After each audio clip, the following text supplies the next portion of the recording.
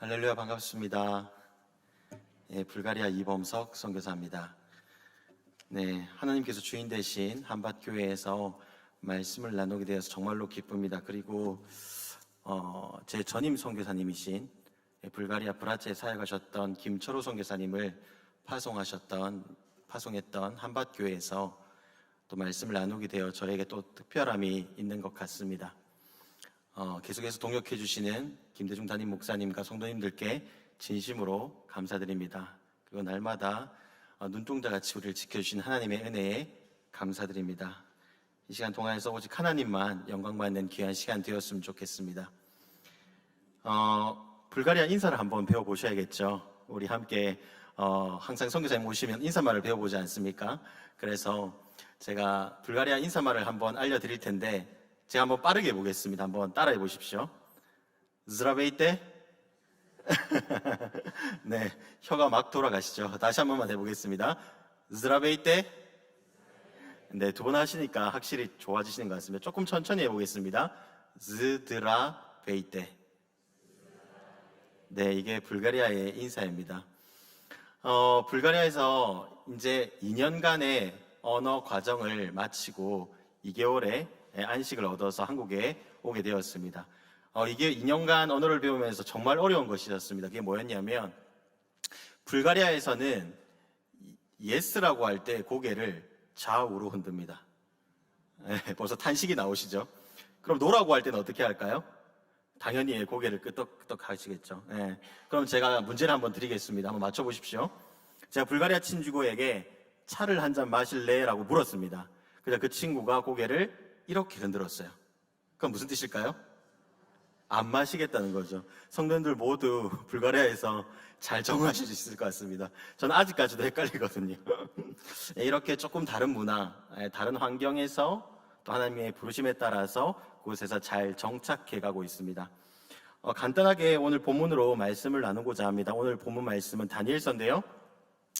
이 다니엘서를 통해서 어떤 이야기를 하고 싶냐면 교회에 대한 이야기를 하고 싶습니다. 왜냐하면 이 교회와 이 선교란 것은 이 두 개가 결코 뗄 수 없는 긴밀한 관계에 있기 때문입니다. 하나님께서 교회를 참 사랑하십니다. 그래서 교회를 세우시죠. 그리고 오늘 본문에서도 교회를 세우십니다. 오늘 다니엘서의 이 배경은요, 바벨론 포로기입니다. 기원전, 예수님 오시기 전 605년경에 이 남유다가 바벨론이라는 나라에 의해서 공격을 받게 되고 성전의 모든 기물과 거기 사는 사람들이 포로로 끌려가게 됩니다. 그런데 이 바벨론의 옛 이름이 뭐냐면 시날이라는 이름이고요. 이 시날 땅에는 예전에 바벨탑이 세워졌던 곳입니다. 그러니 하나님에 대해서 반역했던 그 대명사가 되는 그 땅이죠. 온갖 악인들이 고통받는 그 땅이 바로 바벨론 땅입니다.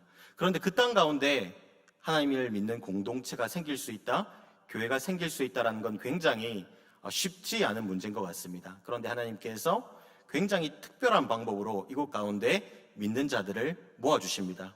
한번 말씀을 통해서 보실까요? 다니엘서 1장 3절, 4절, 6절 말씀입니다. 제가 읽어드리겠습니다. 3절과 4절 먼저 제가 읽어드리겠습니다. 포인터보다 넘겨주시는 게 조금 더 편할 것 같아요. 그래서 3, 4절 띄워주시면 왕이 환관장 아스부나스에게 말하여 이스라엘 자손 중에서 왕족과 귀족 몇 사람 곧 흠이 없고 용모가 아름다우며 모든 지혜를 통찰하여 지식에 통달하며 학문에 익숙하며 왕궁에 설만한 소년을 데려오게 하였고 6절 말씀 주시면 그들 가운데 유다 자손 곧 다니엘과 하나냐와 미사엘과 아사랴가 있습니다. 다른 사람이 명령한 것이 아닙니다. 그 나라의 왕이 명령을 했죠. 그리고 나서 그 명령을 통해서 하나님께서 일하시는데 그 가운데 믿음의 사람들을 한 자리로 모아 주셨습니다. 자, 이렇게 이 친구들이 모여만 있다고 해서 우리가 교회라고 부를 수는 없습니다. 그런데요, 다니엘서 전체를 통해서 이들이 얼만큼 신실하게 그 믿음을 지켜갔는지를 너무나도 상세하게 기록하고 있죠. 그래서 우리는 이 작은 공동체, 이 작은 교회, 이 작은 모임을 교회라고 부를 수 있습니다. 이처럼 하나님께서는 교회가 생길 만한 곳 또는 교회가 생기지 않을 것 같은 곳에서도 하나님께서 하나님의 그 능력으로, 하나님의 그 은혜로 그곳 가운데 교회를 세워 가십니다. 하나님께서 이렇게 바벨론 땅 가운데 교회를 시작하셨습니다. 그 다음에 어떤 일을 하실까요? 교회를 성장시키는 일들을 하시죠. 교회가 어떻게 성장하냐면 이 다니엘과 세 친구가 바벨론의 엘리트반에 들어가게 됩니다. 그리고 엄청나게 최고의 혜택을 누리게 되죠. 왕이 먹는 음식과 포도주를 먹게 됩니다. 그리고 그 나라 최고의 학자들로부터 교육을 받게 되는데, 그때 이 친구들의 나이가 몇 살이었을 것 같으십니까? 이 친구들이 몇 살쯤 이런 혜택을 받게 되었을 것 같으십니까? 학자들에 의하면 14세에서 15세 정도 되었다고 합니다. 청소년기죠. 이때 이런 제안을 받았다. 그러면 사실은 거부하기 힘듭니다. 그리고 포로의 신분이지 않습니까? 그러면 사실은 그냥 있는 그대로 받아들이는 게 그들에게 있어서 가장 베스트의 방법이죠. 그런데 그들이 그렇게 하지 않죠. 이런 결정을 합니다. 1장 8절 말씀인데 한 목소리로 같이 한번 읽었으면 좋겠습니다. 시작.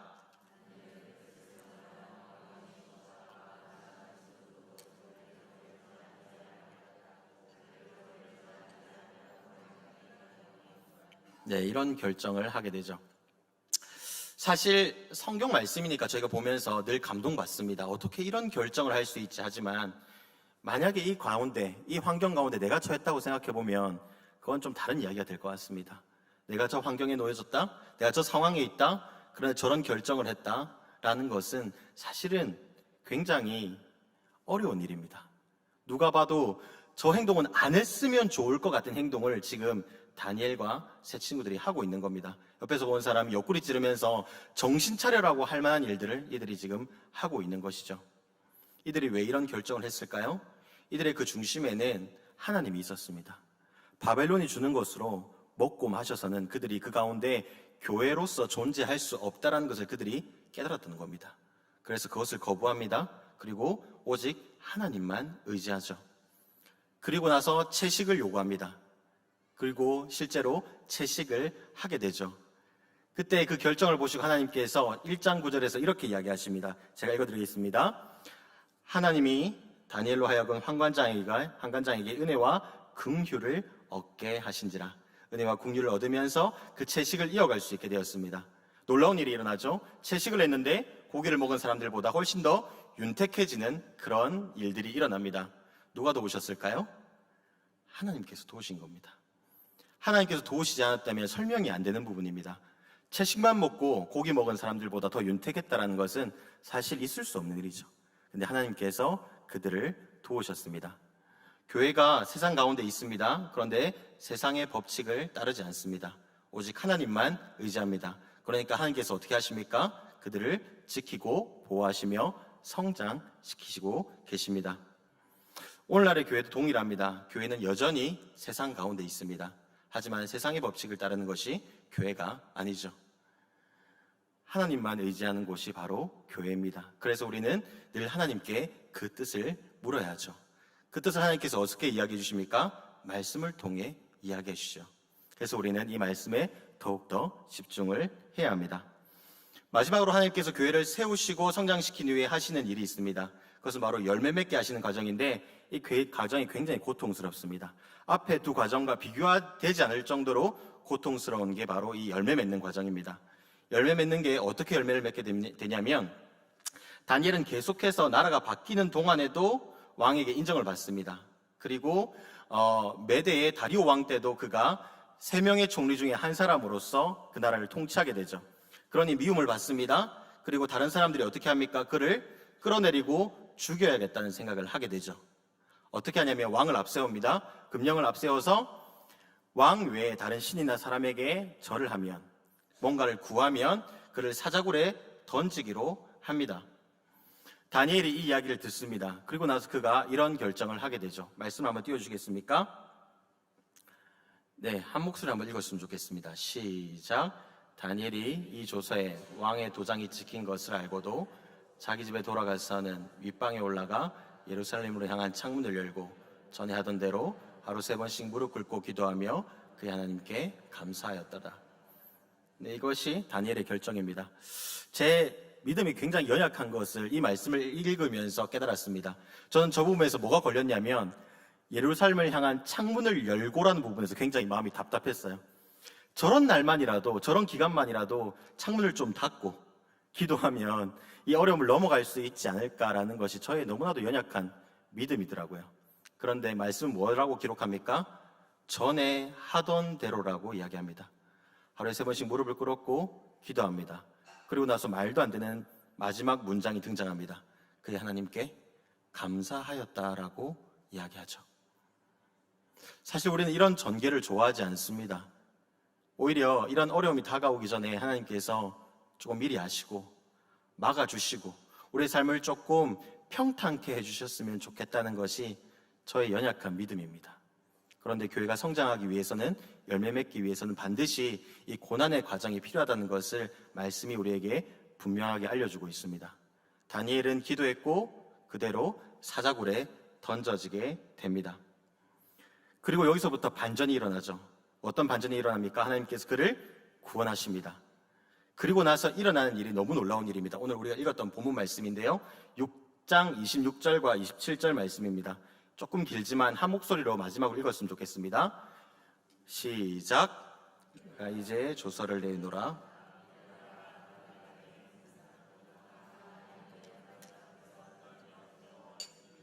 살아계신 하나님이시오, 영원히 변하지 않으실 이시며 그의 나라는 멸망하지 아니할 것이요 그의 권세는 무궁할 것이며 그는 구원도 하시며 건져내기도 하시며 하늘에서든지 땅에서든지 이적과 기사를 행하시는 이로써 다니엘을 구원하여 사자의 입에서 벗어나게 하셨음이라 하였더라.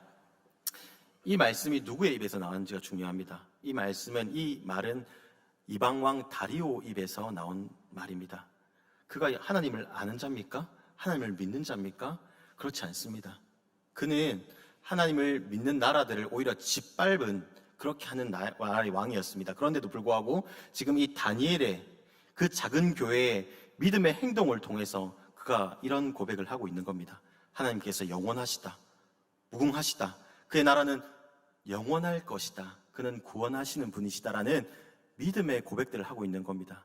그런데 자기 혼자 하는 것이 아니라 조서를 씁니다. 자기가 다스린 모든 나라에 이 모든 내용을 써서 보냅니다. 그렇게 하나님의 복음이 이 작은 교회를 통해서 전해지게 되는 것이죠. 누가 하시는 일이십니까? 바로 하나님께서 하시는 일입니다. 하나님께서 이 놀라운 일들을 하고 계십니다. 누구를 통해서요? 교회를 통해서요. 교회와 동역하시면서 교회에게 그 기쁨을 맛보게 하시기 위해서 그 일들을 지금도 하고 계십니다. 마찬가지로 대전 한박교회도 오래전에 세워졌습니다. 그리고 하나님께서 성장시키셨고 그리고 열매 맺게 하셨습니다. 많은 일들이 있었고 많은 아픔도 있었을 거라고 생각이 듭니다. 하지만 그 과정을 통해서 교회는 교회로 있었고 하나님께서는 계속해서 열매 맺게 하셨습니다. 앞으로 더 많은 열매를 맺게 하실 줄 믿습니다. 동일하게 하나님께서 불가리아 이 땅에도 그 일들을 시작하셨음을 믿습니다. 한번 띄워주시겠습니까? 불가리아 나라 사실 너무 생소하시죠? 그래서 한번 어디에 있는지 한번 알려드려야 되겠다는 생각이 들었습니다. 한번 지도를 띄워주시면 저기 지도 오른쪽 끝인가요? 왼쪽 끝인가요? 오른쪽 끝이네요. 오른쪽 끝에 보시면 빨간색으로 되어 있는 것이 대한민국입니다. 그리고 비행기를 띄워서 한번 날려주시면 저렇게 쭉 끝까지 날아가죠.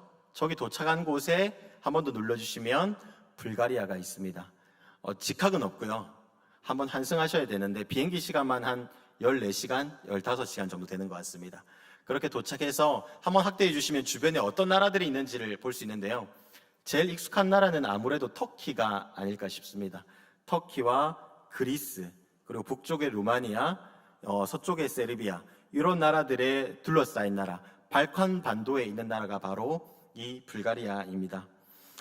불가리아에 대해서 간단하게 조금 소개를 드리겠습니다. 너무 생소한 나라고 사실 저도 선교 갈 때 이 나라가 어떤 나라인지 잘 몰랐거든요. 그래서 한번 보시면 한번 클릭해 주시겠습니까? 이 나라의 국토 크기가 굉장히 놀랍게 남한 사이즈랑 똑같습니다. 전체 국토가요. 굉장히 조금 다니기가 편하죠. 차로 충분히 다닐 수 있는 거리라는 거죠. 그런데 인구가 어떠냐면 한 번 더 넘겨주시면 600만 정도 됩니다. 인구 밀도가 굉장히 좀 낮죠. 그러니까 조금 더 여유가 있는 것 같습니다. 유럽 사람이기도 하고 인구 밀도가 낮으니까 조금 더 여유가 있는 부분이 있는 것 같습니다. 그리고 넘겨주시면 언어는 키릴 문자를 사용하고요. 불가리아어가 따로 있습니다. 아까 제가 인사말로 나눴던 그 언어가 따로 있는 거죠. 그리고 또 넘겨주시면 이 불가리아의 역사에 대해서 짧게 설명을 드리는데요. 7세기에 이 나라는 시작됩니다. 그리고 9세기에 기독교 신앙을 받아들이게 되죠. 그런데 이 나라가 굉장히 어려움을 많이 겪습니다. 다른 나라의 침략을 많이 받고요. 14세기부터 19세기까지 무려 500년 동안 오스만 제국의 지배를 받습니다. 굉장히 긴 시간이죠. 네, 그럼에도 불구하고 기독교 신앙을 지킵니다. 네, 그 이후에 다시 2차 세계대전이 터지고 공산체제에 들어가게 됩니다. 한 45년 정도요. 그리고 나서 이제 한 35년 정도 민주화가 되어서 시민들이 통치하는 나라가 되었습니다. 한 35년 정도밖에 역사가 그렇게 되지 않는 나라. 이런 역사를 가진 나라가 바로 불가리아입니다. 그리고 이 불가리아가 가지고 있는 종교는요. 한 번 더 넘겨주시겠습니까? 동방정교회라는 신앙을 가지고 있습니다. 동방정교회 기독교 역사상에서 한 번쯤은 들어보셨겠지만 자세히 들어보실 기회가 없었을 텐데 한번 넘겨주시면요. 기독교가 이렇게 나눠집니다. 크게요. 크게 물줄기가 이렇게 나눠집니다. 제자들로부터 그리고 사도들로부터 해서 예수님의 복음이 전해지죠. 그리고 사도 바울로부터 로마에도 복음이 전해지고 이 로마 제국을 통해서 유럽 전체에 복음이 전해지는 일들이 일어납니다. 그러다가 하나의 교회로 내려오다가 분열이라고 되어 있는 저 빨간색 글씨를 보시면 11세기 때 교회가 서방교회와 동방교회로 나눠집니다. 그때 나눠지는 서방교회가 저희가 잘 아는 카톨릭 교회고요. 동방교회가 저희가 오늘 듣게 되는 정교회입니다. 그리고 서방교회에서 16세기에 종교개혁을 통해서 갈라져 나온 이렇게 개혁해서 나온 교회가 바로 개신교회이죠. 저희가 바로 개신교회 아닙니까? 이런 역사를 가지고 있습니다. 자, 이렇다 보니까 동방정교회는 자신들이 훨씬 더 뿌리에 가깝다라고 생각을 합니다. 그러니까 개신교 선교사가 그들에게 다가가서 복음을 전할 때 어떤 느낌을 받냐면 개신교 선교사한테 여호와의 증인이 와서 복음을 전하는 것과 같은 느낌을 받는다고 합니다. 저희를 이단처럼 생각하는 거죠. 그런 환경 가운데 복음을 전하는 것 굉장히 쉽지 않은 일 같습니다. 그래서 많은 고민을 했고 선배님들께 많이 물었습니다. 어떻게 복음을 전해야 됩니까? 라고 했을 때 선배님들이 많은 이야기를 해주셨고 또 불가리아 정교회의 모습들을 보여주셨습니다. 한번 넘겨주시겠습니까? 여기는 불가리아에서 유네스코에 지정되어 있는 릴라 수도원이라는 곳입니다. 여기에 동방정교회 전통들이 잘 녹아져 있는데 한번 넘겨보시면 교회로 들어가는 입구입니다. 거기에 모든 것이 성화로 가득 차 있습니다. 성경에 있는 이야기들, 예수님에 대한 이야기들, 나사로에 대한 이야기들, 구약 이야기, 신약 이야기 모든 것들이 다 그림으로 저렇게 그려져 있습니다. 한 장 더 넘겨보시면 벽벽마다 저렇게 이야기들이 그려져 있죠.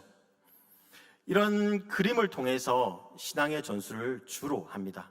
그리고 한번 넘겨보시면 이들의 예배는요, 모든 감각으로 하는데 눈으로 성상과 성화를 바라봅니다. 그리고 나서 자기가 굉장히 마음에 품고 있는 성화에 늘 키스를 하죠. 그리고 나서 기름을 바르고 은사를 구하면서 찬양을 듣습니다. 그리고 미각으로 성만찬을 참여합니다. 이런 모습들은 우리와 닮은 점도 있고 좀 다른 점도 있는데 이 다음에 드러나는 신학의 부분이 조금 다른 점이 있습니다. 한 장 넘겨주시면 이들이 중심적으로 생각하는 신학 중에 부정신학이라는 것이 있습니다. 그게 뭐냐면 하나님께서 너무나 영화로우신 분이고 영광스러운 분이시기 때문에 우리가 함부로 머리로 이해할 수 없다. 그러니 묵상을 통해서만 우리가 하나님을 이해할 수 있다. 그 신비를 알 수 있다라고 생각합니다. 자연스럽게 이렇게 되면 어떻게 되냐면 하나님께서 주신 말씀을 잘 읽지 않게 됩니다. 왜냐하면 논리적으로 판단한다는 생각이 들고 하나님에 대해서 뭔가 파헤친다는 생각이 들기 때문이죠. 그렇게 하니까 어떻게 됩니까? 성화를 통해서만 신앙을 전수받게 되고 신앙의 깊이는 없습니다. 그러니까 주일 성수에 대한 개념도 없고 말씀에 대한 깊이도 사라지게 되는 것이죠. 그 일들을 통해서 하나님께서 이들과 함께 말씀을 읽으며 함께 하나님을 알아가는 그 선교의 활동들이 필요하다는 것을 깨닫게 해주셨습니다. 그래서 하나님께서 한 장 넘겨주시겠습니까? 저희가 사는 불가리아 브라짜 땅에 이곳 가운데 미라를로 한 분을 심어주셨어요. 저기 빨간색이 수도 소피아고요. 거기서 한 2시간 떨어진 곳, 저 노란색으로 표시된 곳이 저희가 사는 브라짜라는 마을입니다. 한 인구 5만 정도 되는 도시고요. 한번 넘겨주시겠습니까? 저희 마을의 전체 사진입니다. 이렇게 생겼습니다. 유럽의 마을이고요. 가까이서 한번 보시겠습니까? 예, 넘겨주시면 예, 시계탑이고, 그리고 계속 한 장씩 천천히 넘겨주시면 됩니다. 예, 학교의 모습입니다. 예, 키릴 문자를 만든 키릴과 메토디우스라는 사람이고요. 넘겨주시면 또 저희 시내 거리입니다. 이런 유럽의 작은 시골 마을 같은 모습을 가진 곳이 저희 브라자란 말인데, 이곳 가운데 한 장 더 넘겨주시겠습니까? 김철호 선교사님, 제 전임 선교사님이시죠. 소천하신 김철호 선교사님을 하늘의 미랄로 심어 주셨습니다. 선교사님 50대 나이로 불가리아에 가셔서 한 7년 정도 사역하셨는데, 브라자에서는 3년 반 정도 사역을 하셨어요. 그런데 평신도 선교사셨고, 그리고 동방 정교회 나라에서 복음을 전하는 게 굉장히 쉽지 않았습니다. 하지만 그럼에도 불구하고 한국 문화 사역을 통해서 그들과 굉장히 좋은 이웃이 되셨어요.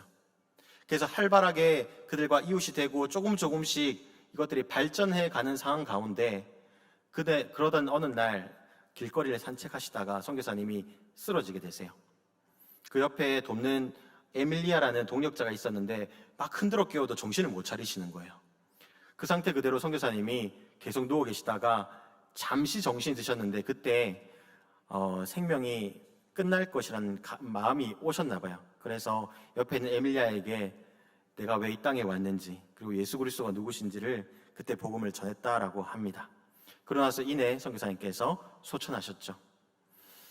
선교사님에 대해서 이 브라자 씨가 굉장히 좋게 생각했습니다. 그래서 어떻게 했냐면, 한 장 넘겨주시면 선교사님을 기념하는 추모비를 브라자에 이렇게 세워주셨어요. 그래서 선교사님 늘 산책하시던 산책로에 저 기념비가, 추모비가 이렇게 세워져 있습니다. 선교사님에 대한 장례도 시에서 장례를 치러주셨어요. 그래서 그만큼 사랑받으시고 또 선교사로서 아름답게 사역하셨던 분이 김철호 선교사님입니다. 네, 선교사님에 이어서 저희 가정이 이제 드디어 2022년 6월에 저 불가리아 브라자 땅에 들어가게 되었습니다. 한 장 넘겨주시면, 그래서 그 선교사님의 동역자라고 할 수 있는 에밀리아, 흰 백발머리 할머니를 만나게 되었고요.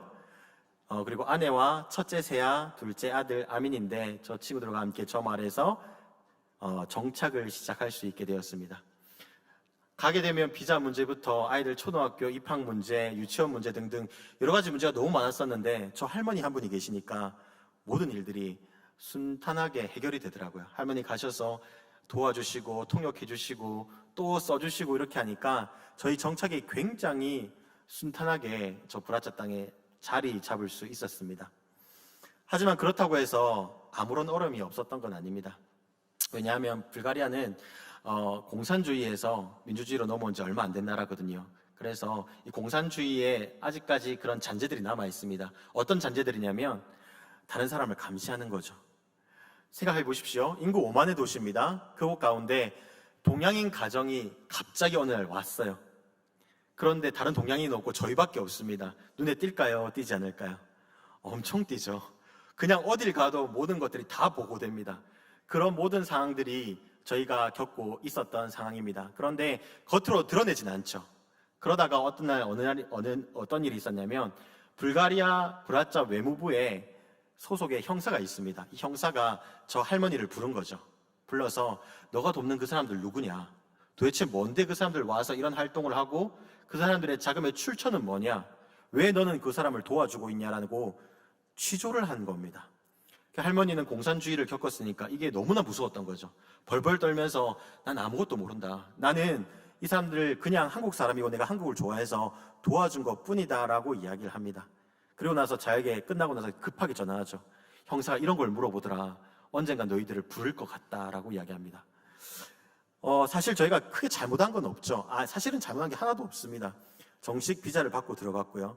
그래서 이런 취조가 말도 안 되지만, 그럼에도 불구하고 태어나서 처음으로 형사가 저를 지켜보고 있다라는 건 굉장히 찝찝하더라고요. 이거 뭐라고 설명할 수 없었습니다. 형사가 나를 지켜보고 있다라는 이 마음이라고 해야 될까요? 감정이라고 해야 될까요? 아무튼 그런 상황 가운데 한 며칠 동안 별일이 없어서 그냥 넘어가는 줄 알았는데, 드디어 그날이 다가왔습니다. 형사가 저희들을 외무부 소속의 조그만한 화장실만한 방으로 저희를 불렀습니다. 저랑 아내, 그리고 에밀리아 이렇게 3명이 끌려 들어갔고, 다행히 그때 단기 선교원 친구가 있어서 저희 아이들을 좀 맡아주었습니다. 그래 끌려 들어가서 본격적인 치조가 시작되었죠. 너희는 누구냐? 무엇을 하러 왔냐? 그리고 너희는 지금 어디서 돈이 나서 이런 활동을 하고 있냐? 무슨 다른 일을 하고 있는 것 같지도 않은데 어떻게 그게 가능하냐? 북한과 관련된 것은 아니냐? 30분 동안 온갖 질문이 다 들어왔습니다. 중요한 것은 그때 제가 언어를 잘 못할 때라는 거죠. 언어를 모르는데 형사에게 치조를 받는다. 엄청난 공포였습니다. 왜냐하면 혹시나 말을 잘못해서 이게 잘못되는 것 아닐까라는 그런 생각이 들었기 때문이죠. 30분이 마치 한 몇 시간처럼 느껴졌습니다. 진땀을 다 빼고 그렇게 막 질문을 들었고, 결과가 어떻게 났냐면, 내가 계속해서 너희들을 지켜보겠다. 그러니 너희 앞으로 하는 모든 행사들을 나에게 보고해라라는 그 상태로 이 미팅이라고 해야 될까요? 치조라고 해야 될까요? 그 모임이 마무리되게 되었습니다. 아내랑 나오면서 얼마나 마음이 허탈한지, 와, 이걸 어떻게 해야 되나, 어떻게 풀어야 되나, 이런 마음밖에 들지 않았습니다. 하지만 해결할 방법이 없죠. 그래서 그렇게 지낼 수밖에 없었습니다. 그런 가운데도 하나님께서 감사하게 사역의 길들을 열어주셨습니다. 한 장 넘겨주시겠습니까? 아내가 그 불가리아 학교에 정식 방과후 교사로 초빙돼서 한국어를 가르칠 수 있게 되었습니다. 그래서 저 학생들에게 기억 니은부터 시작해서 하나씩 가르치게 된 거죠. 그리고 보시면 가까이 교제하는 친구들이 생겨서 한 장 넘겨주시겠습니까? 생겨서 집으로 초대해서 같이 교제도 하는 이런 일들이 생겨나게 되었습니다. 지금도 잘 교제하고 있고 계속해서 이 친구들과 한국어를 배우고 있습니다. 특히 저 흰색 옷을 입은 친구는 프레슬라브라는 친구인데, 이전에 한국을 너무 좋아해서 수도인 소피아까지 3시간이 걸리는 지역에 사는데, 그것까지 가서 거기서도 이단이 하는 행사, 이단이 하는 한국 행사에 참여할 정도로 열정을 가진 친구였어요. 그런데 계속 교제했으면 계속 이단에 빠질 수밖에 없는 상황인데, 저희가 브라자에 들어감으로써 이 친구가 이단과 교제를 끊고 저희와 이렇게 교제를 할 수 있게 되었습니다. 하나님께서 이 모든 일들을 위해서 예비하셨다라고 저희는 믿고 있습니다. 다음으로 넘겨주시면, 그리고 한국 문화 행사를 시작하게 되었습니다. 불가리아 브라자 저 시골 지역에도 한류가 붑니다.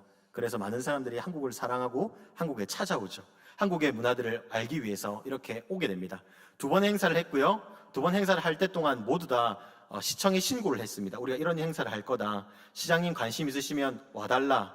하지만 시장님은 관심이 없죠.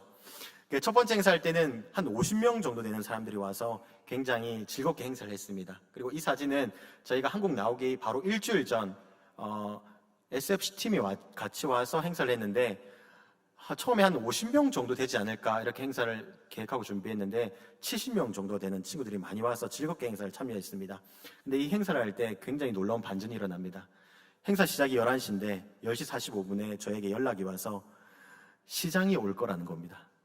브라자 시장이 와서 이 행사를 축사를 해줄 거라는 겁니다. 그래서 저는 시작 15분 전에 너무 당황했죠. 시장이 온다고? 어떻게 해야 되는 거야? 이렇게 이야기하니까 그냥 시간을 주면 된대요. 그래서 알겠다. 내가 시장을 소개하고 시간을 주겠다. 이렇게 이야기했죠.